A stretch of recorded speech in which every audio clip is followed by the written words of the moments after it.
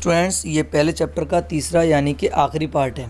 इसमें हम circular flow of income के बारे में पढ़ेंगे, जो कि हम 2 सेक्टर इकोनॉमी में देखेंगे और 4 सेक्टर इकोनॉमी में देखेंगे कि मनी का सर्कुलर फ्लो कैसे होता है। Circular flow of income. Circular flow of income refers to continuous flow of goods and services and money income among different sectors in the economy. तो सर्कुलर फ्लो ऑफ इनकम का मतलब है कि जो goods and services हैं और money है, money income, वो डिफरेंट सेक्टर्स में कंटिन्यूसली फ़्लो करती रहती है। जैसे कि हाउस होल्ड से firm to government, government to external sector. तो ये जो सेक्टर्स हैं, different sectors of the economy हैं, इनके बीच में कंटिन्यूसली फ़्लो करती रहती है। बाय नेचर ये जो है सर्कुलर होती है, यानी कि ना तो इसका कोई बिगनिंग पॉइंट होता है ना ही एंड पॉइंट होता है।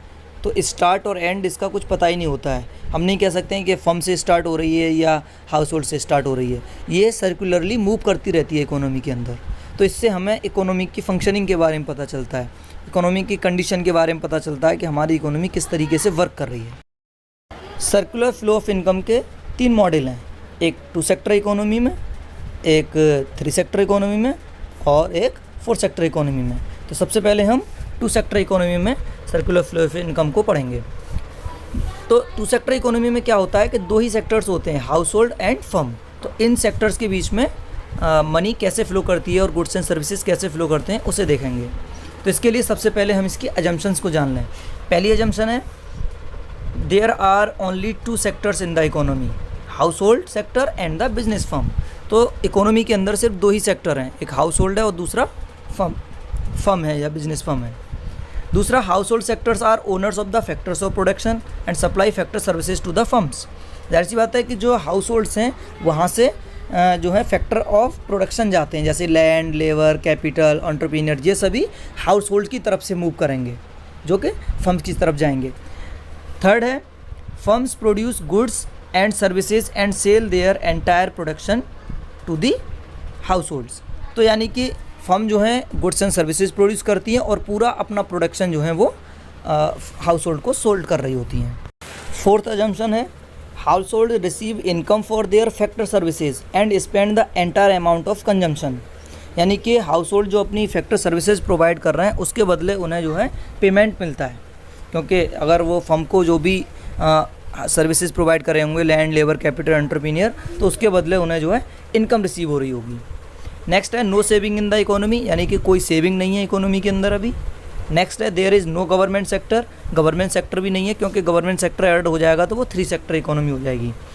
और नेक्स्ट है, it is a closed economy, that is there is no export और imports with the rest of the world. यानी कि वहाँ पे ये जो है एक क्लोज इकोनॉमी है जिसमें एक्सपोर्ट इम्पोर्ट नहीं हो रहा है, यानी कि वर्ल्ड के साथ में एक्सपोर्ट इम्पोर्ट नहीं हो रहा है। इसका मतलब ये क्लोज्ड इकोनॉमी है। तो अगर ये वाला सेक्टर भी जुड़ जाएगा तो ये 4th सेक्टर इकोनॉमी हो जाएगी। Circular flow of income in 2 sector economy के इस फ़्लो को हम इस चार्ट से आसानी से समझ सकते हैं। जैसे हमने एक तरफ हाउस होल्ड को लिया है और दूसरी तरफ फर्म को लिया है, तो यहाँ पे हमारे 2 सेक्टर्स हो गए। अब ये हाउस होल्ड और फर्म में जो मूवमेंट है उसे जानने के लिए सबसे पहले आप हाउस होल्ड से स्टार्ट करिए। देखें कि हाउस होल्ड से हम फैक्टर सर्विसेज जो कि लैंड, लेबर, कैपिटल और एंटरप्रेन्योर हम फर्म की तरफ दे रहे हैं। देखिए एरो बना हुआ है, हाउस होल्ड से ऊपर वाला एरो देखिए, हाउस होल्ड से ये जा रहा है फर्म की तरफ। तो ये एरो बहुत मायने रखता है कि फैक्टर सर्विसेज कहाँ जा रही हैं, हाउस होल्ड से फर्म की तरफ जा रही हैं। इसके बदले में इनको पेमेंट्स हो रहे हैं हाउस होल्ड्स को। तो फर्म जो है ऊपर वाली लाइन ही देखिए, तो फर्म पेमेंट कर रही हैं ये फैक्टर पेमेंट्स के नाम से। तो एरो फर्म से लौट करके हाउस होल्ड की तरफ बना हुआ है कि हम जो फर्म्स हैं वो पेमेंट कर रही हैं, जैसे कि रेंट, वेजेज, इंटरेस्ट, प्रॉफिट, ये सभी पेमेंट हो रहे हैं जो कि फैक्टर सर्विस प्रोवाइड की गई हैं, लैंड, लेबर, कैपिटल, एंटरप्रेन्योर, इन सब के बदले में। तो दूसरी तरफ अगर देखें आप तो फर्म्स की तरफ देखिए, तो जो एरो है नीचे वाला, सबसे लास्ट वाला एरो, वो फर्म से हाउस होल्ड की तरफ जा रहा है। इसका मतलब ये है कि गुड्स एंड सर्विसेज जो हैं वो मूव कर रही हैं फर्म से हाउस होल्ड की तरफ, क्योंकि फर्म प्रोड्यूस करती है गुड्स एंड सर्विसेज को और हाउस होल्ड उन्हें परचेज़ करते हैं। हम जैसे लोग, जैसे आप हैं, हम सभी लोग जो हैं उससे उन चीज़ों को परचेज़ करते हैं। तो इसके बदले हमें जो है पेमेंट करना होता है, क्योंकि फ्री में तो मिलती नहीं है। तो उसके लिए हम कंजम्पशन स्पेंडिंग करते हैं, जिसे हम एक्सपेंडिचर भी कहते हैं। तो दूसरा एरो आप देखिए, जो हाउस होल्ड से फर्म की तरफ है अब। तो कंजम्पशन स्पेंडिंग, तो जो पैसा है वो हाउस होल्ड से फर्म की तरफ जा रहा है। तो फैक्टर पेमेंट्स और कंजम्पशन स्पेंडिंग दोनों को मिला करके हम मनी फ्लो कहते हैं, क्योंकि ये पैसे का फ्लो हो रहा है, दोनों में ही मनी का पेमेंट होता है। फैक्टर पेमेंट करें तब भी पैसे पे करने पड़ेंगे, रुपीज़ जो भी होगी करेंसी वो पे करनी होगी, और कंजम्पशन स्पेंडिंग करेंगे यानी कि एक्सपेंडिचर करेंगे, उसमें भी मनी फ्लो करेगी, पैसे ही या मनी या करेंसी वो पे करनी पड़ेगी आपको। तो दोनों जो हैं वो मनी फ्लो कहलाते हैं ये। और फैक्टर सर्विसेज जैसे लैंड, लेबर, कैपिटल, एंटरप्रेन्योर, और दूसरा गुड्स एंड सर्विसेज, ये रियल फ्लो कहलाते हैं, क्योंकि इसमें मनी फ्लो नहीं कर रही है, इसमें फैक्टर सर्विसेज या फिर गुड्स एंड सर्विसेज फ्लो कर रही हैं, तो ये रियल फ्लोज कहलाते हैं। जहाँ पर फैक्टर सर्विसेज मूव कर रहे हैं हाउस होल्ड से फर्म की तरफ, उस मार्केट को हम फैक्टर मार्केट कहते हैं, और जहाँ पर फर्म से हाउस होल्ड की तरफ गुड्स एंड सर्विसेज मूव कर रहे हैं तो उसे हम प्रोडक्ट मार्केट कहते हैं। तो मनी के सर्कुलर फ्लो में जो मनी है वो इन दो सेक्टर्स के बीच में ही मूव करती रहती है, तो कहीं पे रुकती नहीं है। जितना पैसा हाउस होल्ड अर्न कर रहा है वो सारा पैसा जो है कुछ ना कुछ कंज्यूम करने में खर्च कर ही दे रहा है, और जो कंज्यूम करने पे खर्च कर रहा है फर्म के पास जा रहा है, वो फर्म जो है उसे इन्वेस्ट किए दे रही है, प्रोडक्ट बनाए चले जा रही है। तो वो पैसा इस तरीके से firm to household, household to firm, firm to household and household to firm, इस तरीके से मूव करता ही रहता है। अब सर्कुलर फ्लो ऑफ इनकम को हम 4 सेक्टर इकोनॉमी में समझ लेते हैं, क्योंकि 3 सेक्टर इकोनॉमी में अगर आपको बताना हो तो आप इसमें सिर्फ गवर्नमेंट को ऐड कर लेंगे, यानी कि house hold, government and firm, rest of the world को छोड़ देंगे। अगर 4 सेक्टर इकोनॉमी में करना हो तो रेस्ट ऑफ द वर्ल्ड को इसमें ऐड कर लेंगे। तो ये 4 हो गए आपके, house hold, firm, government and rest of the world, ये 4 सेक्टर हो गए। तो हाउस होल्ड और फर्म वाला तो सेम है, जो अभी हमने मूवमेंट किया था वो सेम है, जो कि हमने यहाँ नीचे करके सिर्फ बता दिया है। देखिए ये जो एरो है हाउस होल्ड से नीचे की तरफ से जो जा रहा है, payment for goods and services, तो पेमेंट्स कर दिए हैं डायरेक्टली हमने। अब इसमें गुड्स एंड सर्विसेज को मूव करके नहीं दिखाया है, तो इसमें हमने सब पेमेंट्स दिखाया, क्योंकि बहुत ज़्यादा कन्फ्यूज़न हो जाएगा, फिर बहुत सारी लाइन्स हो जाएंगी इसमें, इस वजह से। तो हाउस होल्ड से जो payment for goods and services है वो फर्म्स की तरफ जा रहा है, and payment for factor services वो फर्म की तरफ से हाउस होल्ड की तरफ जा रहा है, जो कि पेमेंट किए गए थे फैक्टर सर्विसेज के लिए। लैंड, लेबर, कैपिटल, एंटरप्रेन्योर जब यूज़ किया था फर्म ने तो उसके लिए पेमेंट किए थे, तो पेमेंट जो है वो फर्म से हाउस होल्ड की तरफ जा रहे हैं, जो कि आपने अभी 2 सेक्टर इकोनॉमी में भी देखा। अब गवर्नमेंट के साथ में जो रिलेशन है वो 3 सेक्टर वाला है, 3 सेक्टर हो जाएंगे, गवर्नमेंट को ऐड कर लेते हैं। तो गवर्नमेंट के साथ में स्टार्ट करते हैं सबसे पहले हाउस होल्ड की तरफ से। तो पहली लाइन जो हाउस होल्ड की तरफ से है वो जो टैक्सेज हैं, यानी कि हाउस होल्ड गवर्नमेंट को क्या पे करता है, टैक्स पे करता है, राइट। तो एरो हमने जो है हाउस होल्ड से गवर्नमेंट की तरफ बना दिया, गवर्नमेंट को टैक्स पे हो गए। गवर्नमेंट उसके बदले हाउस होल्ड को और चीज़ें प्रोवाइड करती है, जैसे गवर्नमेंट एक्सपेंडिचर ऑन सर्विसेज। दूसरा वाला देखिए बीच वाली जो लाइन है वो जो गवर्नमेंट से हाउस होल्ड की तरफ आ रही है, तो गवर्नमेंट एक्सपेंडिचर ऑन सर्विसेज, क्योंकि बहुत सारी सर्विसेज जो हाउस होल्ड प्रोवाइड करते हैं, जैसे जॉब करते हैं बहुत सारे लोग, लैंड, लेबर, कैपिटल, वही सर्विसेज हैं सेम। अगर वो सर्विसेज हाउस होल्ड प्रोवाइड कर रहा है अगर गवर्नमेंट को, तो उसके लिए गवर्नमेंट स्पेंडिंग करेगी, खर्चा करेगी, तो वो पैसा गवर्नमेंट से हाउस होल्ड की तरफ मूव करेगा। और तीसरा एरो शो करता है जो गवर्नमेंट से हाउस होल्ड की तरफ आ रहा है, वो ट्रांसफ़र पेमेंट्स को। तो ट्रांसफ़र पेमेंट्स क्या होते हैं, ट्रांसफ़र पेमेंट्स वो पेमेंट्स होते हैं जो विदाउट एनी इकोनॉमिक एक्टिविटी पे किए जाएं, यानी कि हाउस होल्ड या कोई पर्सन कोई भी इकोनॉमिक एक्टिविटी नहीं कर रहा होता, उसके बावजूद भी उन्हें कोई पैसा मिल जाए, कुछ इनकम हो जाए कहीं से, तो उसे हम ट्रांसफ़र पेमेंट कहते हैं। जैसे ओल्ड एज पेंशन या स्कॉलरशिप या कोई भी ग्रांट, इस तरह की चीज़ अगर हाउस होल्ड को मिल जाती है गवर्नमेंट की तरफ से, तो वो जो है ट्रांसफ़र पेमेंट्स कहलाते हैं। तो जिसके लिए कोई भी इकोनॉमिक एक्टिविटी नहीं की, वो फ्री में मिल गए। तो ये तो हुआ हाउस होल्ड और गवर्नमेंट के बीच में फ़्लो। अब फर्म और गवर्नमेंट के बीच में, फर्म भी हाउस होल्ड की तरह टैक्स पे करती है गवर्नमेंट को।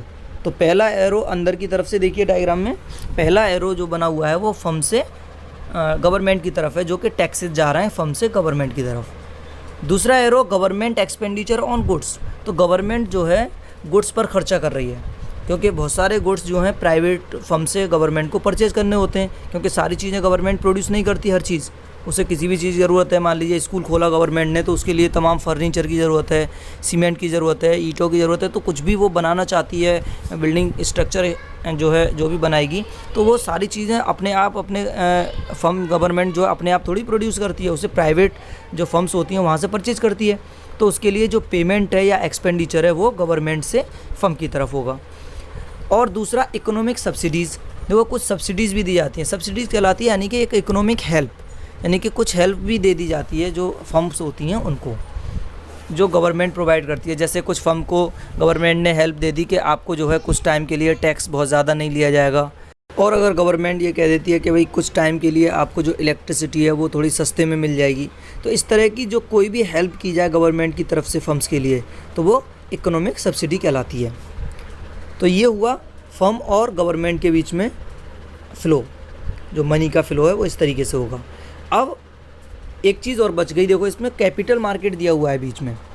तो कैपिटल मार्केट यानी कि बैंक वगैरह जो होती हैं वो हो सकती हैं।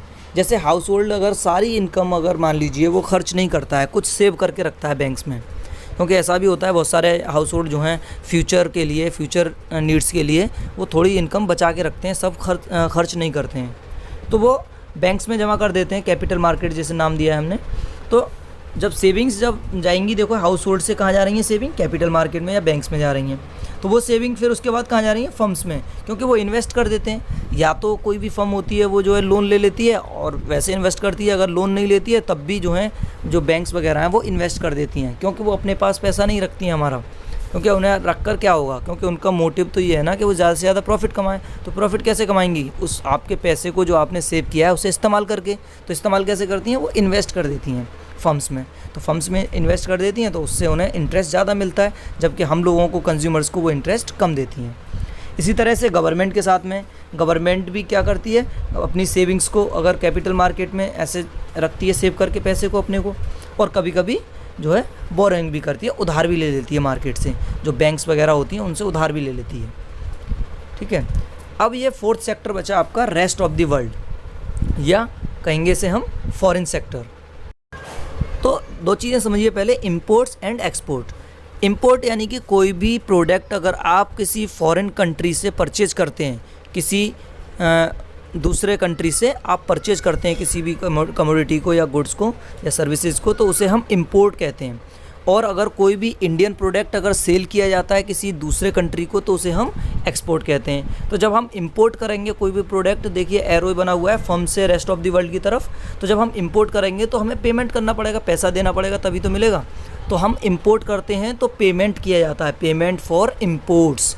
तो इंपोर्ट करने के लिए पेमेंट करती हैं फर्म्स। और इसी तरीके से अगर एक्सपोर्ट करते हैं कोई भी प्रोडक्ट, कोई भी चीज़ एक्सपोर्ट कर रहे हैं तो उसके लिए हमारे पास पेमेंट आएगा। तो यहाँ पे दूसरा एरो देखिए बना हुआ है, पेमेंट फॉर एक्सपोर्ट, जो कि रेस्ट ऑफ द वर्ल्ड से फर्म्स की तरफ आ रहा है। तो ये पेमेंट फॉर एक्सपोर्ट हो गया। तो इस तरीके से ये हमारा जो सर्कुलर फ्लो ऑफ इनकम है in a four sector economy complete हो गया। तो लास्टली हम बात करेंगे equilibrium of the flow of national income, या इंजेक्शंस एंड विड्रॉल्स। तो इंजेक्शंस क्या होते हैं? Injections are those flow variables which cause addition to the circular flow of income, यानी कि वो वेरिएबल जिनकी वजह से जो सर्कुलर फ्लो ऑफ इनकम है वो उसमें कुछ ऐड हो जाए, यानी कि और ज़्यादा हो जाए, सर्कुलर फ्लो ऑफ इनकम बढ़ जाए, तो उसे हम इंजेक्शंस कहेंगे। तो इसके रीजंस तीन हो सकते हैं, तीन वजह से इंजेक्शंस हो सकता है, या फिर तीन वजह से जो सर्कुलर फ्लो ऑफ इनकम है वो बढ़ सकती है। तो क्या क्या है? पहला है इन्वेस्टमेंट, या तो इन्वेस्टमेंट कर दिया है तो इन्वेस्टमेंट करने से सर्कुलर फ्लो के अंदर जो इनकम है वो इंक्रीज़ हो जाएगी। दूसरा गवर्नमेंट स्पेंडिंग, गवर्नमेंट खर्चे बढ़ा दे, अपने तमाम तरह के खर्चे, डैम्स बनवा दे, स्कूल्स बनवा दे, कॉलेजेस बनवा दे, यूनिवर्सिटीज़ बनवा दे, हॉस्पिटल्स बनवा दे। गवर्नमेंट अगर खर्चे बढ़ा दे अपने तो उसकी वजह से सर्कुलर फ्लो में मनी बढ़ जाती है। और तीसरा फैक्टर है इंजेक्शन का एक्सपोर्ट्स। अगर एक्सपोर्ट कर दिए जाएँ तो एक्सपोर्ट से क्या होगा कि आपकी जो इनकम है वो बाहर से आएगी, यानी कि जब भी हम कोई भी कमोडिटी एक्सपोर्ट करते हैं या कोई भी चीज़ अपने कंट्री से एक्सपोर्ट करते हैं तो उसके बदले पेमेंट होता है, तो पेमेंट वो इंडिया के अंदर आ जाएगा और सर्कुलर फ्लो में इनकम बढ़ जाएगी, तो सर्कुलर फ्लो और बड़ा हो जाएगा। तो इन्वेस्टमेंट को हमने आई से डिनोट किया है, गवर्नमेंट स्पेंडिंग को जी से, और एक्सपोर्ट को एक्स से डिनोट किया है। तो इंजेक्शंस इज इक्वल्स टू हो गया आई प्लस जी प्लस एक्स। अगला है विड्रॉल्स। तो विड्रॉल्स को हम लीकेजेस भी कहते हैं। So the leakages are those flow variable which cause withdrawals from the circular flow of income. तो यानी सर्कुलर फ्लो ऑफ इनकम से जो है कुछ कम हो जाना, विड्रॉ कर लेना, वो विड्रॉल या लीकेजेस कहलाते हैं। तो ये भी 3 तरीक़ों से हो सकते हैं। सेविंग की वजह से, यानी कि सेव कर देंगे पैसा तो वो जो है ये होता है कि बचा के रख लिया जाता है और सर्कुलर फ्लो से बाहर हो जाता है। दूसरा, taxes impose by the government. अगर गवर्नमेंट टैक्स इम्पोज कर दे तो गवर्नमेंट के पास टैक्स चले जाते हैं और वो पैसा सर्कुलर फ्लो से बाहर हो जाता है।